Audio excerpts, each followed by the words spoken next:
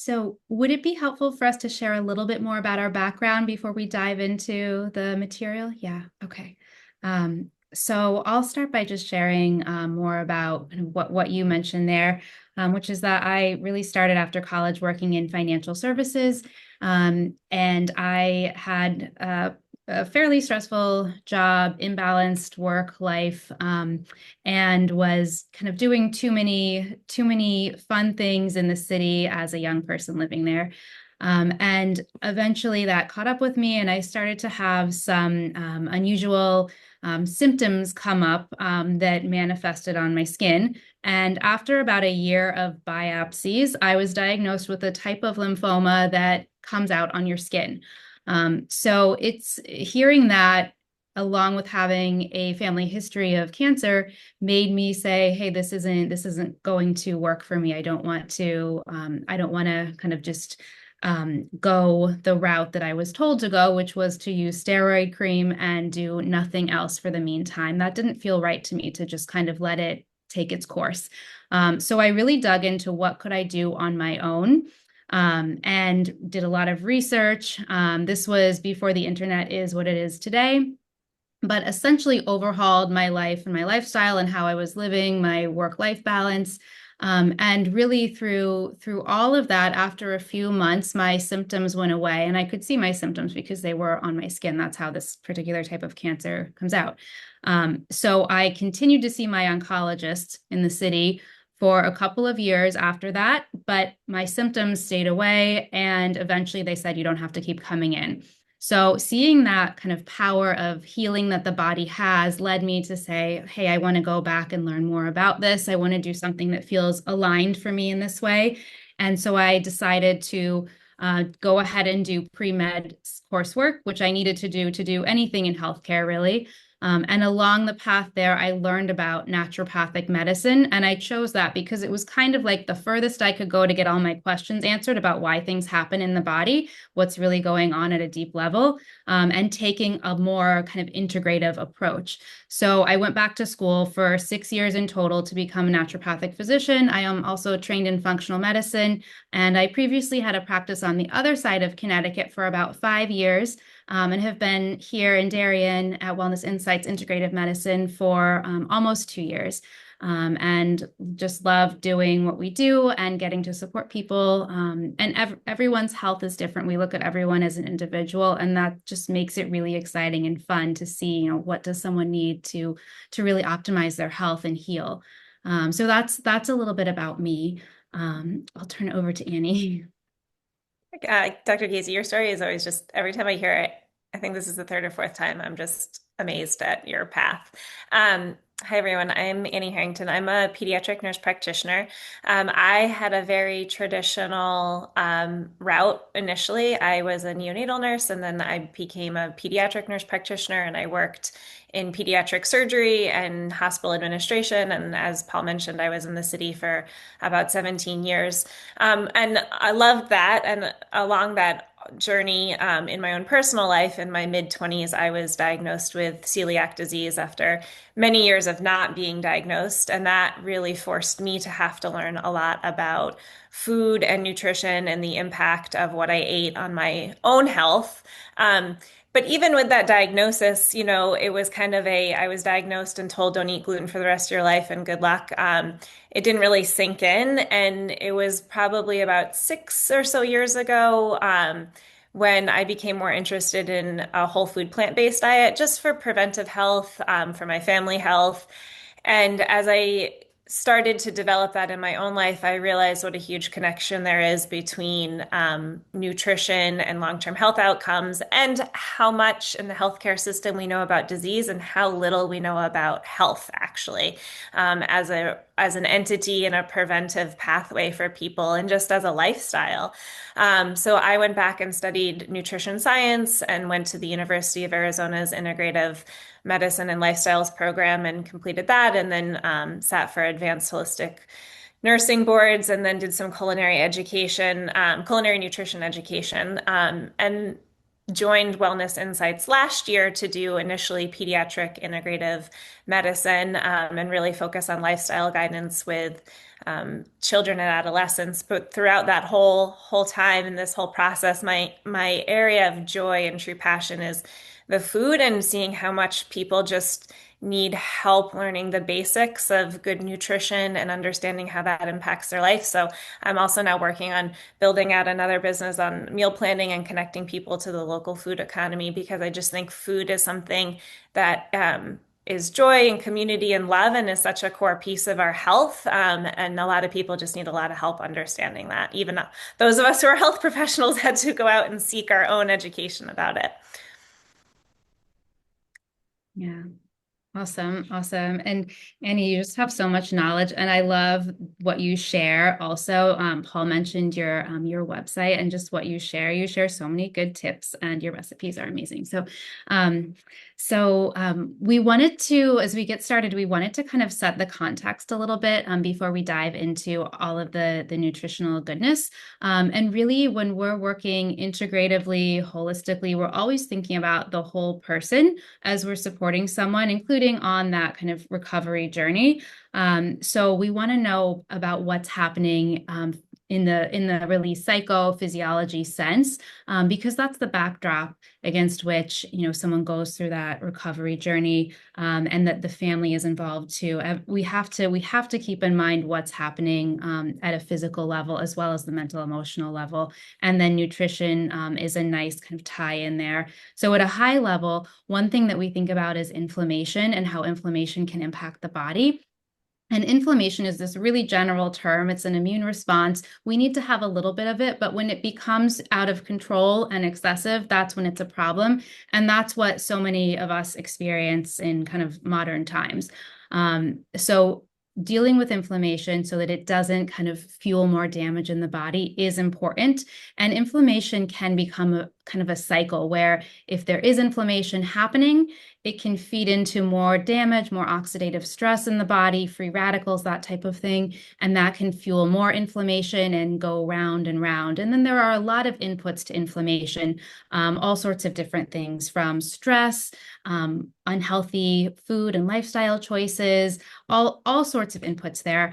We also know that nutrient depletions certainly take a toll on the body, and that's something that we want to go into more today, specific to that recovery journey. And then we also always want to keep in mind any other health conditions, and we know that that substance use disorders can increase health risks for other concerns, and we want to keep in mind family history and kind of all of that and tie it together. So we really want to have that broad context. And then today talking about nutrition is wonderful because food nutrition is such a foundation for health. And we definitely want to acknowledge that there are a lot of other pieces to the puzzle. It's not only nutrition, but nutrition gives us a really nice tool to use that is really, in a lot of ways, a social tool. Food brings us together. And so when we can use food to really build up our health and help us to be in a better state and even empowered by our food choices, that's really cool. So that's just a little kind of context. And then I will let you take it away, Annie. Um, so as Dr. Casey mentioned, when we were thinking about this talk, we wanted to provide you with some of just the foundational pieces of what does good nutrition mean, but then also through the lens of, your group here, both all of you who are the family members of people who are experiencing addiction and recovery, as well as the unique needs of your family members who are going through that. So when you're looking at anyone who may be in recovery or going through addiction, there are some very nutrient specific concerns that we want to be thinking about because of the entirety of the situation. It's almost ubiquitous, and there are almost always nutrient deficiencies in this particular population. In particular, ones like the B vitamins, particularly folate and thiamine, things like iron and vitamin D are all ones that are very common and prevalent in almost everyone that is experiencing a substance use disorder. And those, not only do they have their own individual health risks from just being deficient in those vitamins, but they can aggravate and potentiate some of the symptoms that this population is already suffering from. So things like depression or neuropsychiatric symptoms from being anemic or depleted. And we want to be really mindful of the importance of having that like robust nutritional foundation so that we're filling in all of the holes and offering all of the framework that we can provide to offer the best opportunity for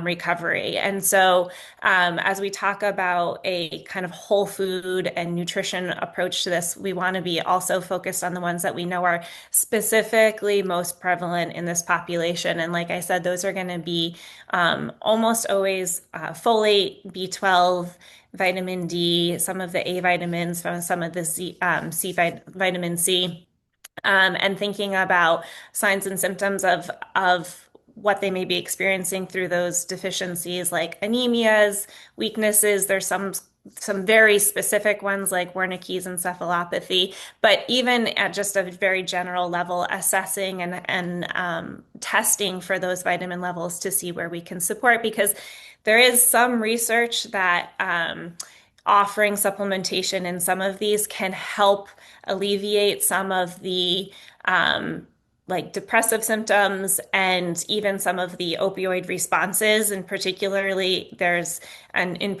there's some animal studies that show some very promising research in vitamin D supplementation and how that can support people going through substance use disorders. So really thinking of each person, as Dr. Casey said, as unique and individual, and looking at what their specific needs are and how do we support that, to just offer like that most robust nutritional foundation that is going to make them feel their best and fill in all those gaps that they might be missing.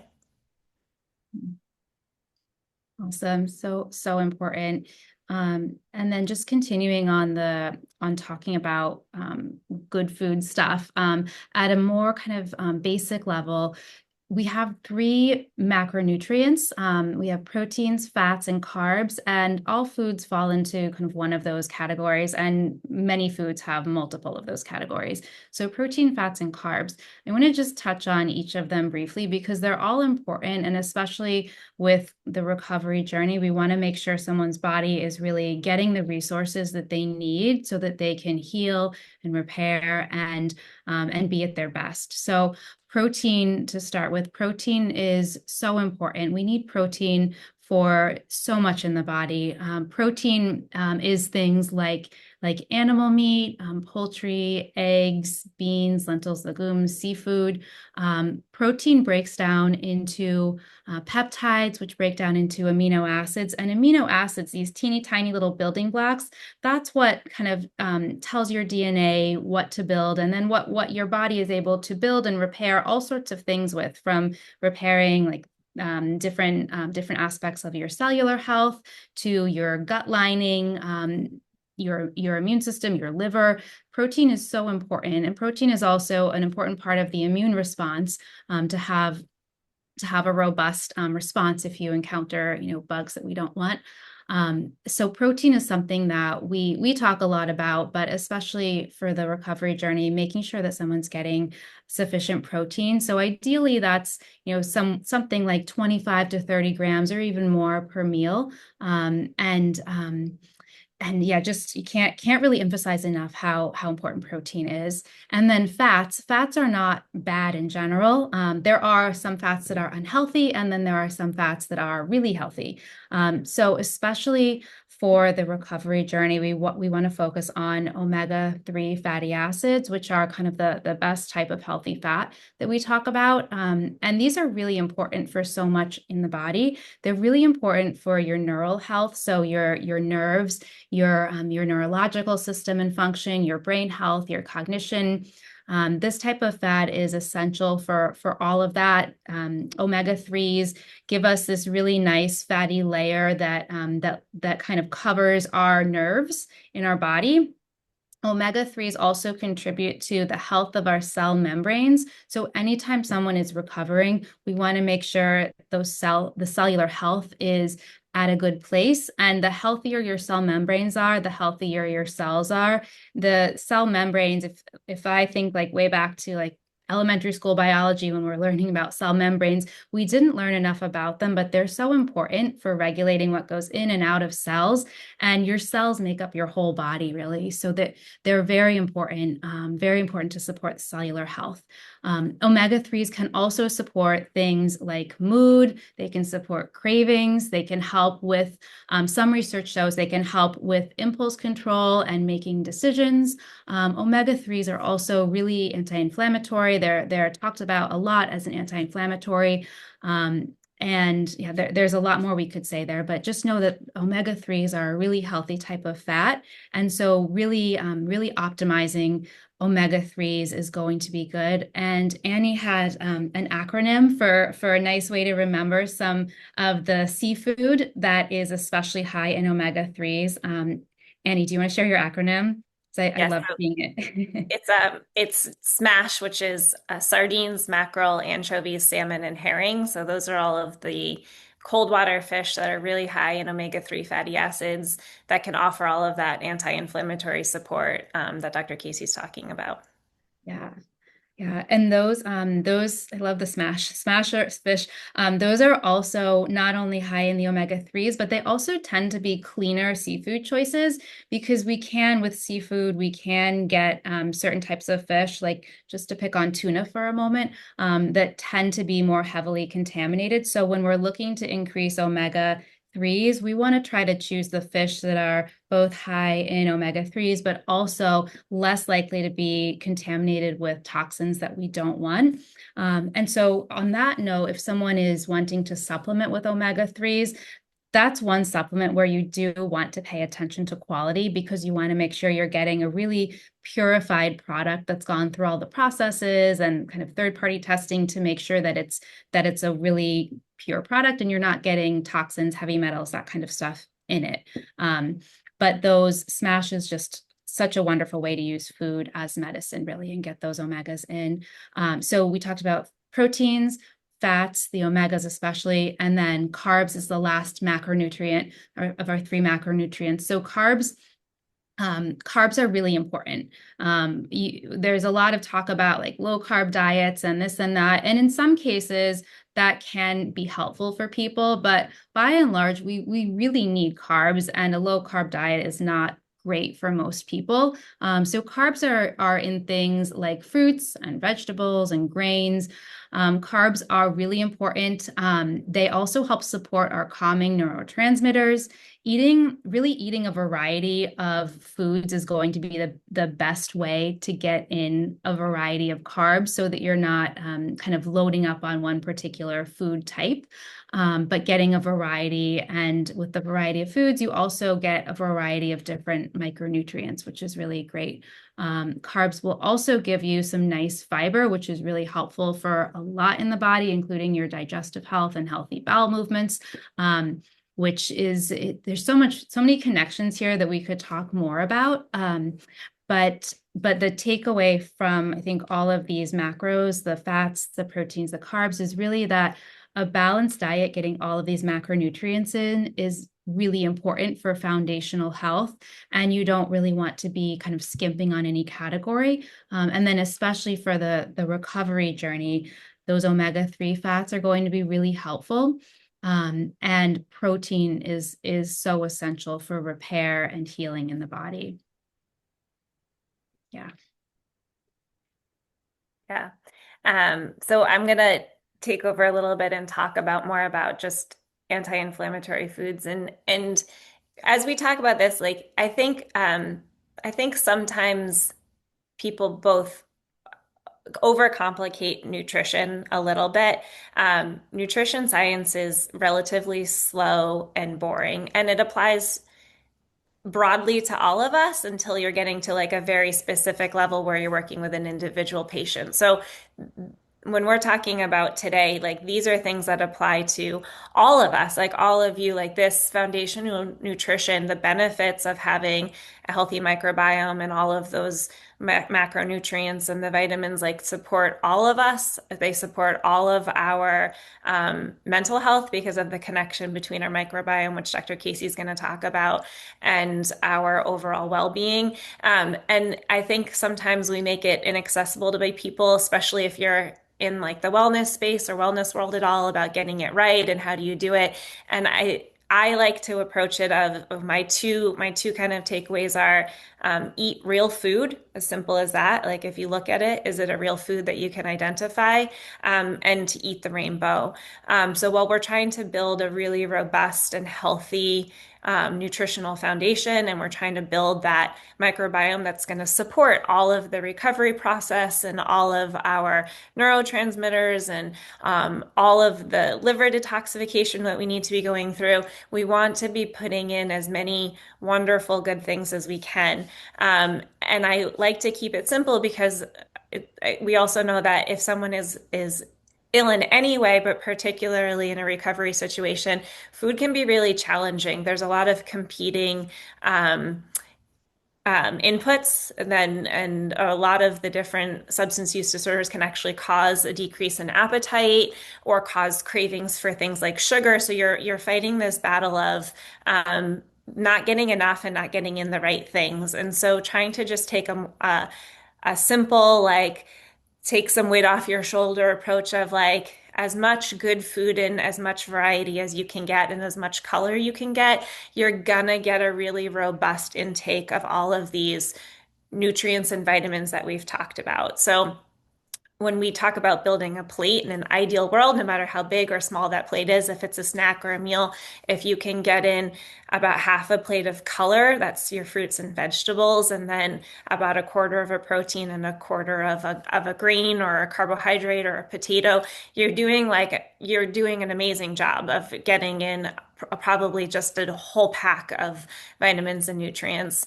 And that's kind of the simplest form of it. And so thinking about, is it a real food? Can I identify it? Do I have as many colors as I can possibly get in there? Berries are full of antioxidants and vitamins that for someone particularly a population that tends to have a lot of sugar cravings can be a good segue to having less. We know that sugar is a huge proponent of inflammation, and it can be also stimulate the same reward pathways as some of the stimulants or drugs that people may be using. And so, in addition to trying to eat the rainbow and eat real foods, trying to minimize the added sugar just because it can sometimes worsen those symptoms and worsen those cravings. And I'll leave it at that because I think anything more complicated than that is really gets into that nuanced one-on-one medicine or counseling that you want to be working with, and just taking away like eat real food and eat as many colors as you can at every meal. I love that practical insight. Um, So let's talk a little bit about the microbiome that Annie mentioned. So the microbiome, your gut microbiome, really. So your microbiome is all of the microbes or bacteria and other little bugs that live in your gut. And we have microbiomes in other places of the body too. For example, you have one on your skin. But by and large, when someone says microbiome, they're referring to the gut. And that's really what's relevant right now with the nutrition piece. So your gut microbiome, it's so important. And you can think of it kind of like an ecosystem where it should really be self-sustaining. We want it to be balanced, and ideally it just kind of maintains itself and doesn't need a lot of like external input. I sometimes will call it like a rainforest where it's self-sustaining. It's taking care if something overgrows, something else kind of helps to trim it back. So when we think about food as a whole, nutrition as a whole, if we're eating a balanced diet, we're taking pretty good care of our microbiome generally. But your microbiome can also get thrown off by a lot of different things, including an unhealthy diet, but also things like stress, substance use disorders, can affect the microbiome. Um, Medications, supplements even can affect the microbiome. There are a lot of different things that can impact the microbiome, illness for sure. So with the microbiome, let's see, we want to think about, I think relevant here, we want to think about the neurotransmitters that can be impacted. So the microbiome, those good kind of bacteria that live in your gut, they're actually really important for producing many of your neurotransmitters. So that's things like serotonin, dopamine, even GABA. These are produced to a large extent, especially with serotonin, by your gut microbiome. That microbiome balance and health is really integral to your body being able to have an appropriate amount, a good amount of these neurotransmitters. And those neurotransmitters then, they impact how you're feeling mood wise, mental, emotionally, and they can also impact other things happening in the body. So your gut microbiome, it's also connected. Your gut microbiome just really does play a role here with, I would say, the recovery journey, but also just whole health in general. And we know that it plays a big role in immune function and a healthy immune system. There's also a gut-brain axis. So your gut and your brain, they're connected in different ways. And part of that is your nervous system, but another part of that is this microbiome and how these neurotransmitters are produced and kind of influencing both in a sense. There's also a class of actually, let me say this first. Probiotics. Probiotics are something that we talk about often that can be helpful for balancing the microbiome. Probiotics is a very general term. So it just means, some bacteria essentially that's formulated to support the microbiome. But there are so many different formulations that when we're working with someone, we're very specific about what we want them to take. But probiotics in general are meant to support that microbiome health by introducing kind of good bacteria to help balance things. And then we can also have prebiotics, which are like foods that the microbiome will eat. So they're not bacteria themselves, but they're kind of like a food source, a fiber source for the bacteria to eat. And then there's even postbiotics, which are like the metabolites of those things. And then there's this other category or subcategory called psychobiotics, which are actually kind of like a probiotic that can influence your psychological function. And that's really cool. And there's not as much research in this area on psychobiotics. But what is kind of theorized is that they actually impact the HPA axis, which is your hypothalamic pituitary adrenal axis, and they can improve the production of neurotransmitters by your gut microbiome. These psychobiotics, there are specific strains of different bacteria, primarily different types of lacto and bifidobacteria.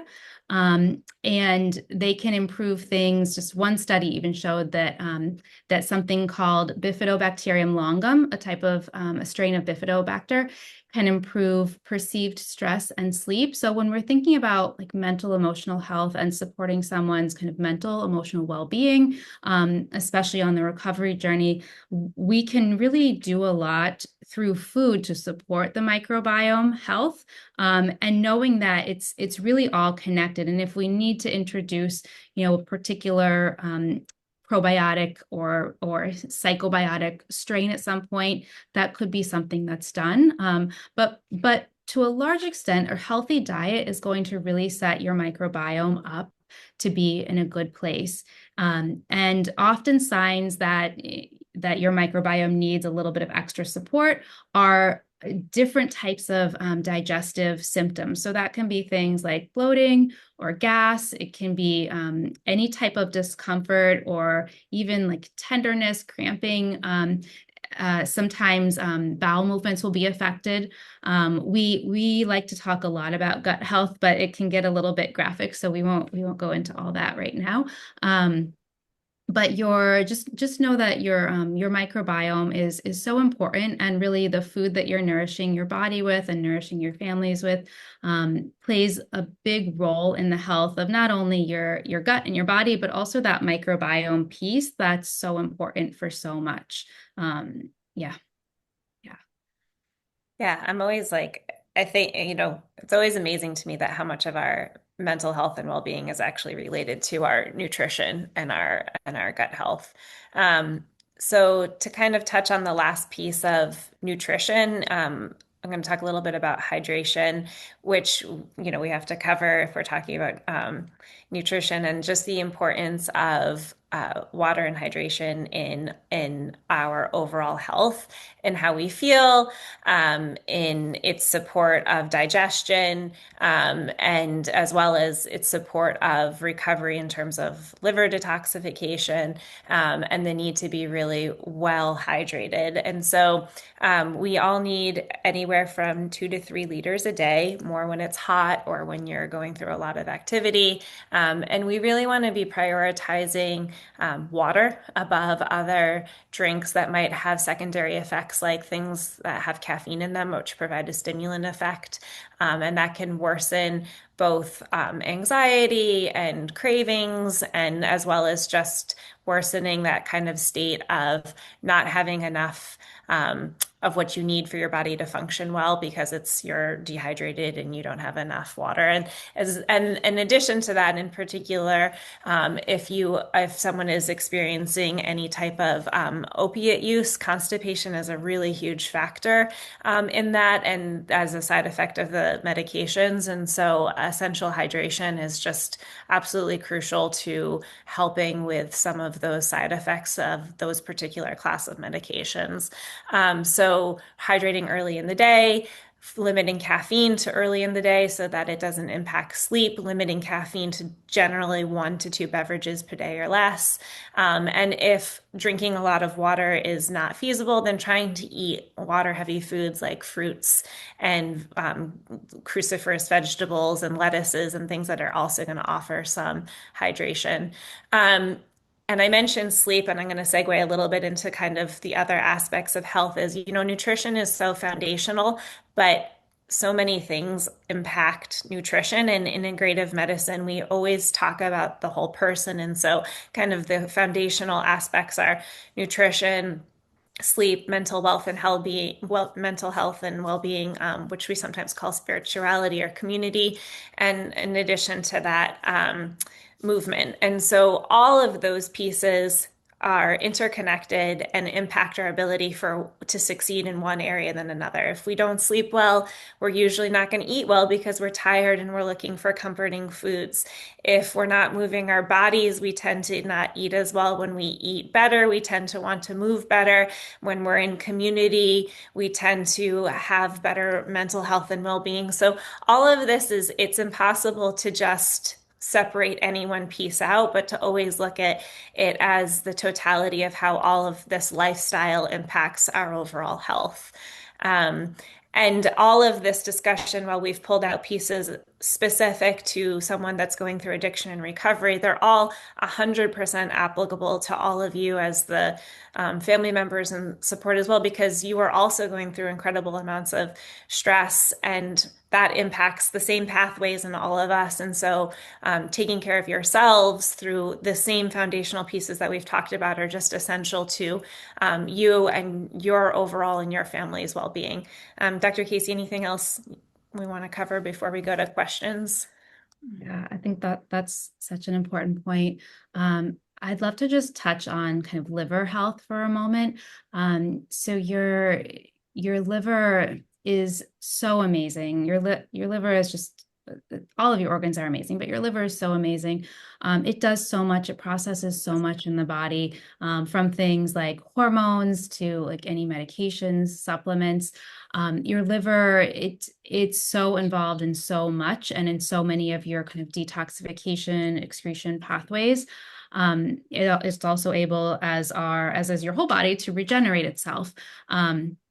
So liver function is important, especially along the recovery journey. And it's important for all of us as humans, really.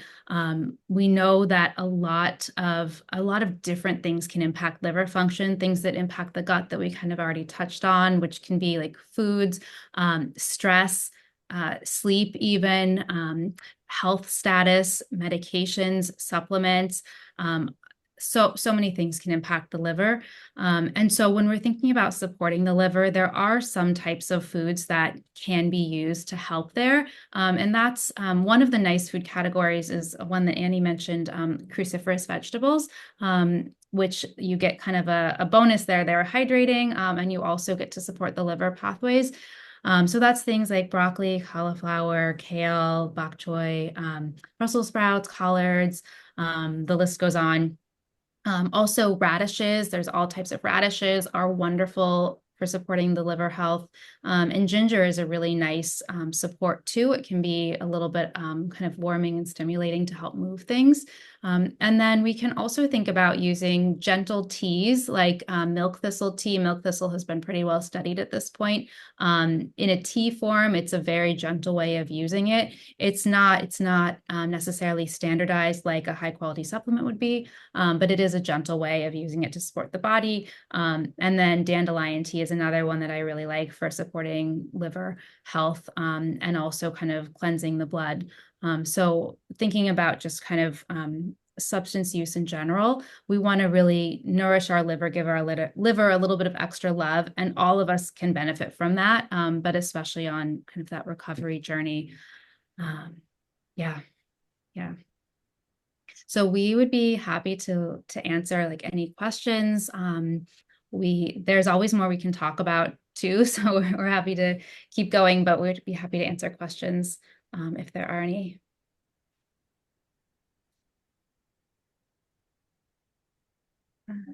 I Susan. see Yeah. Susan. Yeah. Hi. Thank you so much for this talk. It's incredibly helpful for all of us, as you pointed out. This may not be something you're as close to, but I'm reading a lot about GLP-1s and the role they can play in kind of buffering cravings. I think it comes to that same point you made already about sugar.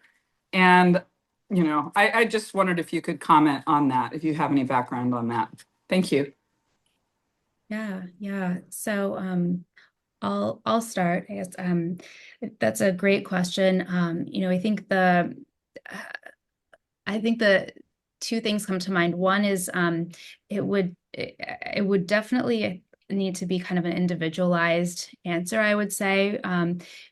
And the other piece of that is that I think about with GLP-1s, I think about, is someone's nutrient status where it needs to be? Are they really getting enough of those macronutrients that we talked about, especially the protein piece?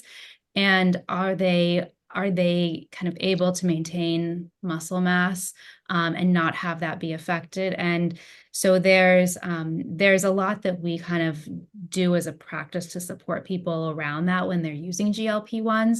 But I think it would be a more individualized discussion. But I really like the question and that you're like thinking along those lines. I think that's great.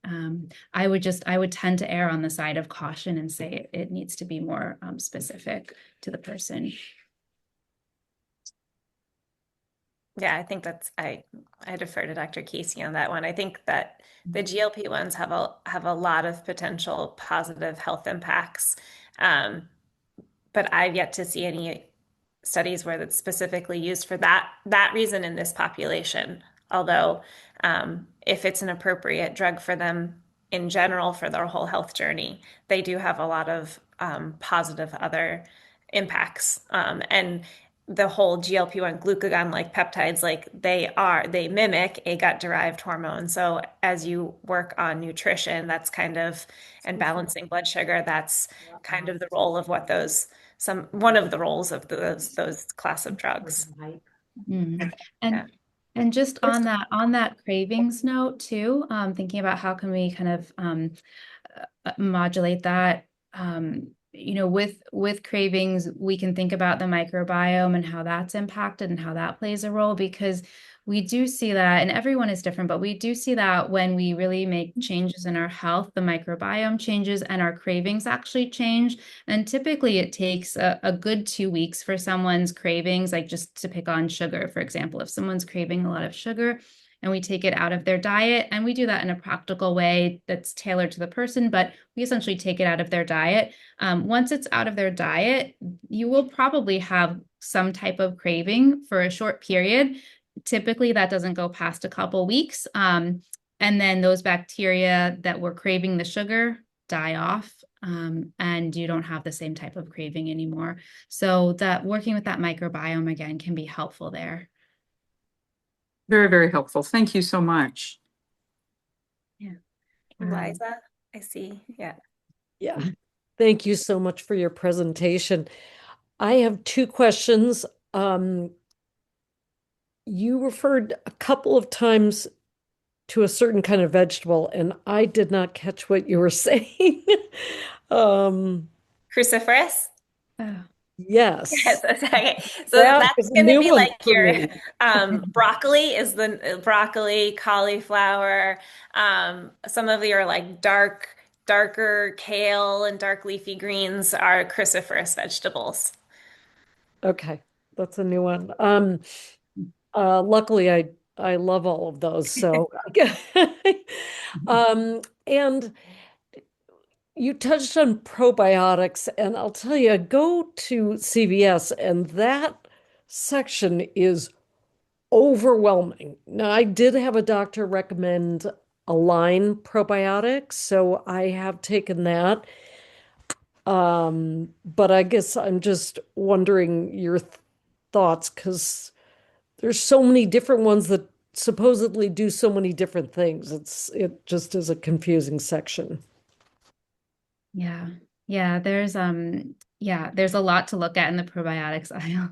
Yeah. Um, so just just to kind of reiterate for a moment, probiotics is such a general term. Like you said, there's just so much in that aisle.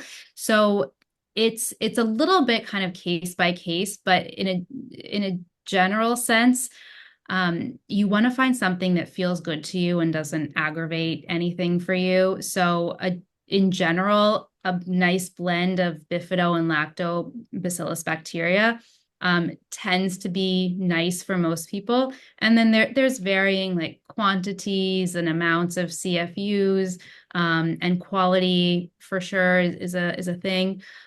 So I would also look at what's added to the product. If like the little ingredient label, is there stuff that you don't know what it is added? If so, you probably don't want that one. Mhm. But then for different people taking the same probiotic, some people may feel really good with it, and other people may feel not so good, and it may cause more gas or bloating or something in that realm. So it's also how does your body respond? And if someone isn't necessarily having digestive issues or having other concerns where we want to pull in a probiotic isn't necessarily something that everyone needs. But if we're thinking of kind of support along the recovery journey, a good probiotic is probably going to be nice. But for a family member who may not be having kind of any digestive related symptoms or other impacts there, you may not actually need a probiotic. Um, so Yeah. it's a little bit more individualized, but you could kind of try a couple that have a nice robust label and see what you feel good with. Yeah. And also, just one more piece of that is when I have someone on a probiotic in general to help rebalance the gut, it's not forever. It's not a forever supplement. Like certain nutrients, if we see that someone is just, for example, deficient in vitamin D, there's often a genetic relation there where that person's probably going to need vitamin D longer term. They will certainly need to be monitored with the vitamin D. We're not just saying take this amount and we're never going to check it again. But that's one where that level will probably need support long term. A probiotic is just meant to introduce these really nice bacteria to kind of bolster your microbiome. And then once it's back to its nice self-sustaining ecosystem, rainforest, it can ideally just take care of itself, so that you don't need that extra support. So I think that's an important piece that we don't need to stay on them forever for the most part. Sometimes they're indicated, but Yeah. Well, I loved your recommendation of eat foods that you recognize because I too have one child who just loves those protein powders. And that, I don't know what that stuff is. I- Yeah, I think like my approach for almost like I think supplements have such a huge role and are so important. And but I think that that's where like that unique, individualized one-on-one focus with a medical provider is really important because there's just so much out there. Same with the probiotics, like they get sold as this cure-all for everyone, right? Like everyone should be on them. They're going to cure your constipation. They're going to make you feel amazing. You take it. And I always prefer a food first approach. So as Dr. Casey was saying, like if we know someone is going through something unique where a probiotic is going to be supportive, they have such an important role. But to a lot of the population, eating your probiotics might be more what you need because then you're getting all of the extra benefits of the food that has the probiotic in it. So things like anything that's fermented, so your yogurt or miso or kimchi or kombucha. One, you're eating a really healthy food and getting the nutrients and fiber and whatever else is in that food. And that might serve you better if you don't have like a specific microbiome problem that we're trying to fix. Same Mm. thing kind of with the protein powders. Like we all take a very much like an 80-20 approach to nutrition, which means like the goal is that you have good nutrition most of the time, not all of the time. We want room for food that is joy, food that is celebration, and not developing, such a rigid approach to it that it becomes its own problem. And so I think protein powders serve a role depending on when and where you're using them. Like if it's in a smoothie where you're getting other good nutrients mixed into that, then I use them sometimes because I need a fast meal after a workout. If I'm doing that as opposed to eating like a sugar-filled protein bar, then I'd rather have the protein powder. So I always think about like how you're using them and when and where, and just take like a food first approach and then fill it in with what you need. The other resource that two resources that I love are Consumer Reports and the Environmental Working Group, which are two websites you can log on and just get good information about like the specific protein powder, if it's cleaner or if it's been tested recently. And then you can feel a little bit more confident about like whichever brand that you're buying. Gotcha. Thank you. Yeah. On the protein powder note, I also will think about like getting a 2 or 3 protein powders, especially for kids. What will they like? And just rotating them so that you're not having the same thing, every day or even every other day, because we know that the foods that we eat more of and more often, more frequently, we can become more sensitized to those foods potentially. So like if you have like a pea-based protein powder, this is also connected, this impacts the microbiome, it impacts neurotransmitters, it impacts our whole health. But if you have a protein powder that has a pea base and you get another one, just make sure that that base is different. Maybe one is pea, one is like rice or whey, or, just different types of protein so that there's less of a potential for sensitization.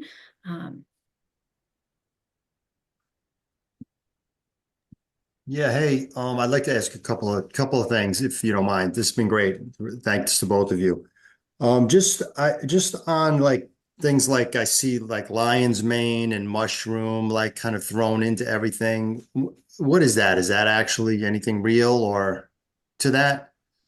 Uh, so yeah, so is there real research on the support of mushrooms and in particular mycelium, which is the compound they grow in, on health? Yes, there's actually, I love mushrooms. I think there's a lot of very exciting um, research on mushrooms and their role on inflammation and anti-cancer properties and supporting your overall immune health.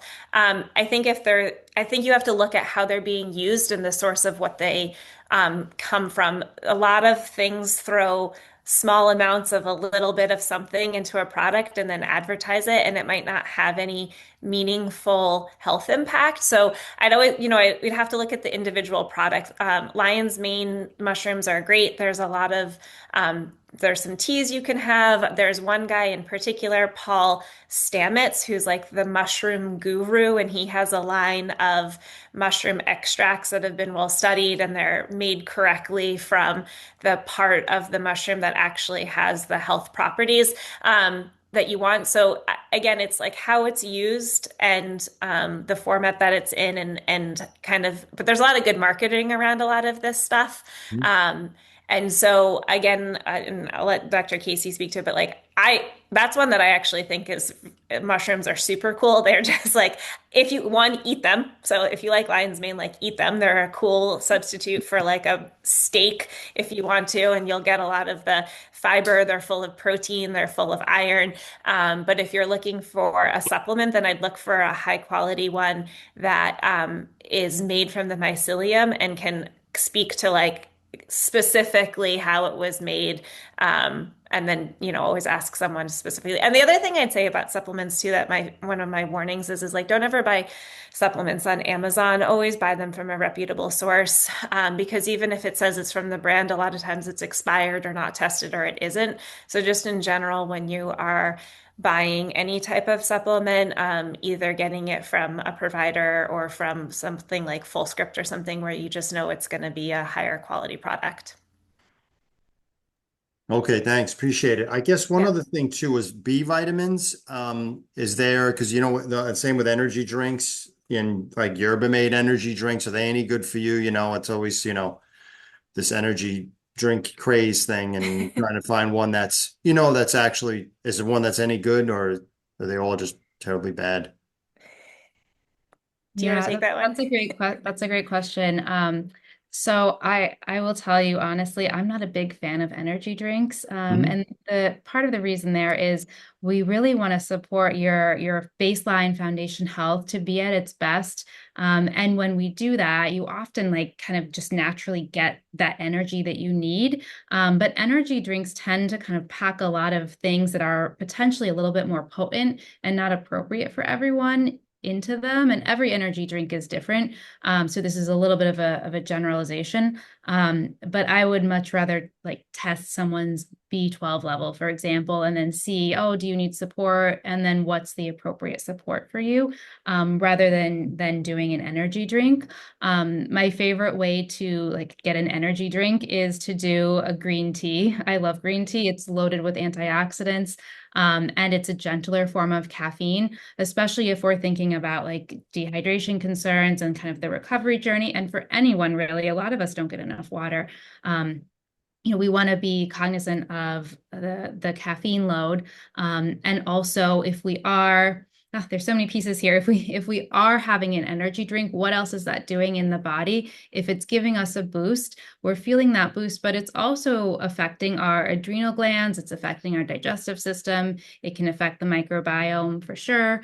And it's all so connected that it just I'm not a big fan of the energy drinks.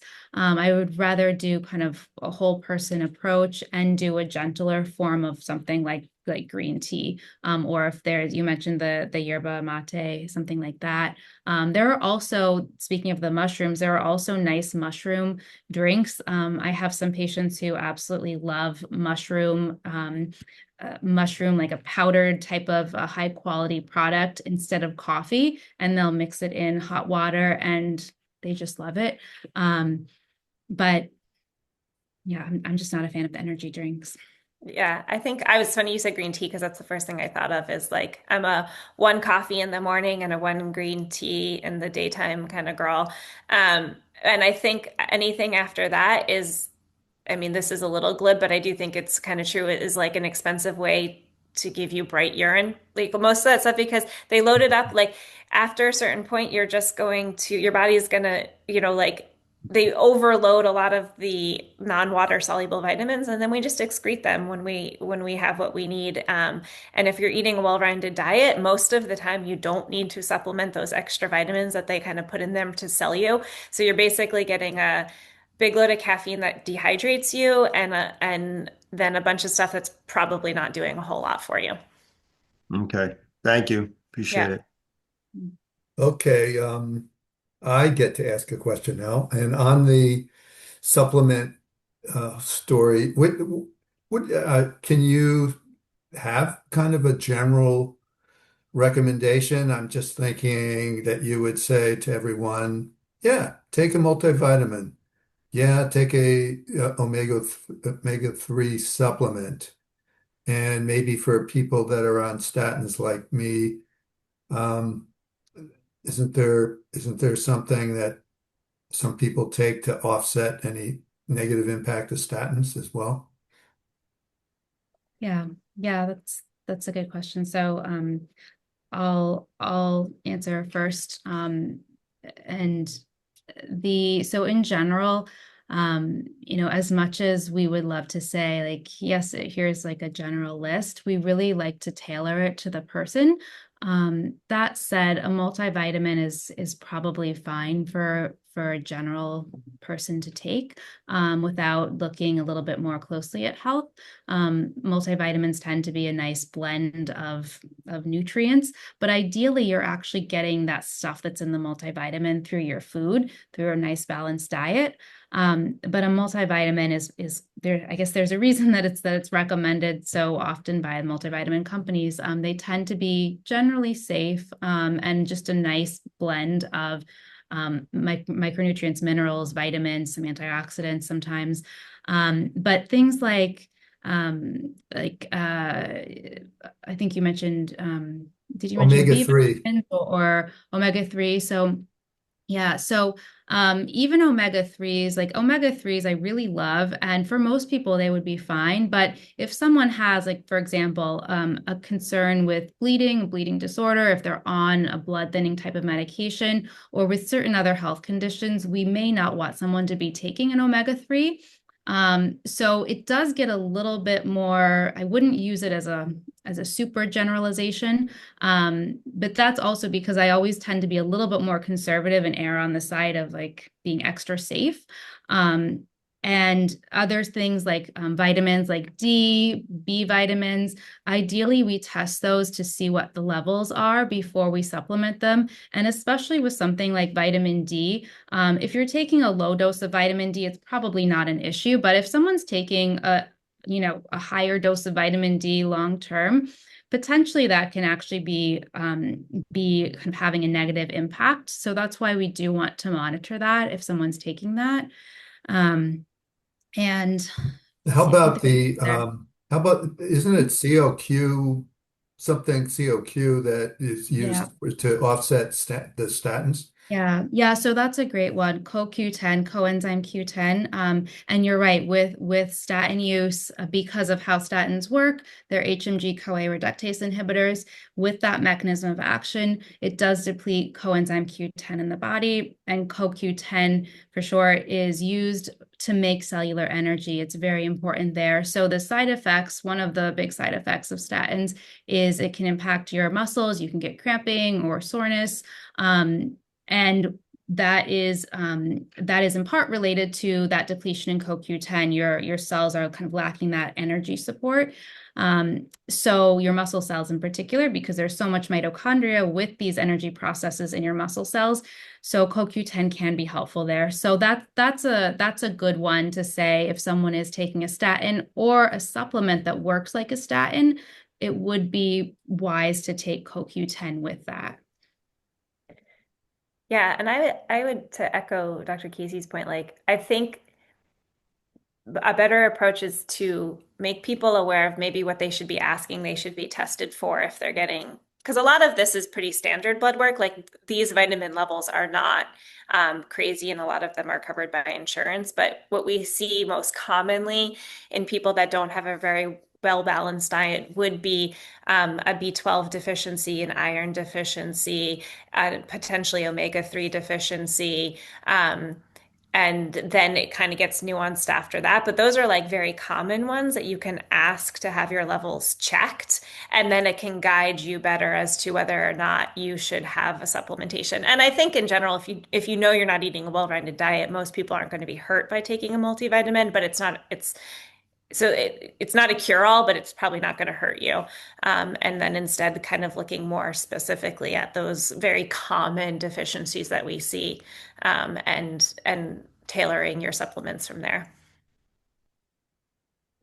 Well, thanks. I mean, what about just, fibers? Fiber. Is there a way to measure how much fiber you have? I think we did have a lifestyle medicine speaker that talked about, I think it was like 50 or 60 grams a day. I don't know. It seemed like a lot. I mean, with proteins, it's more easy to count, and I'm supposed to be over 100 a day. and which I find amazing. It's not that easy to get there. But anything about fiber and how you can measure? Yeah, I Yeah. mean, oh, go ahead, Casey. I was going to echo what Annie shared earlier a little bit about having that kind of balanced plate approach and having like half of your plate be like colorful vegetables, non-starchy vegetables, and even some fruit. And if you're kind of going by that, if you're getting like a nice plate and half of it is these nice non-starchy vegetables and fruit, and then you're having a little starch and protein, a quarter of the plate each or so, you're probably getting a good amount of fiber in. A number to shoot for would be trying to get, 35 or more a day. It's hard for many people to get to 25, so you could kind of start with where you're at and build from there incrementally. But I love that you're thinking about fiber, and it is so important for health, for gut health, for whole body health.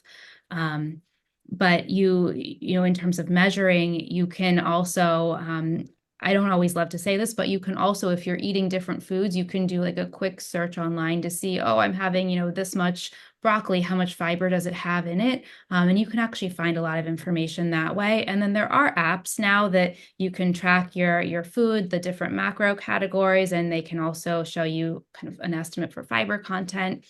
But if you don't want to go as deep into all of that, really striving to get that balanced plate, and something that Dr. Katie here at the practice will sometimes say is try to get like 10 vegetables or more in every day, and count them on your plate. And if you're really striving to get all of that, plant goodness in, you're probably getting up there with the fiber too. Yeah, the other thing I would echo too with fiber is that fiber's having its moment as it should. It's so important, especially in all of that inflammation and microbiome talk that we were saying.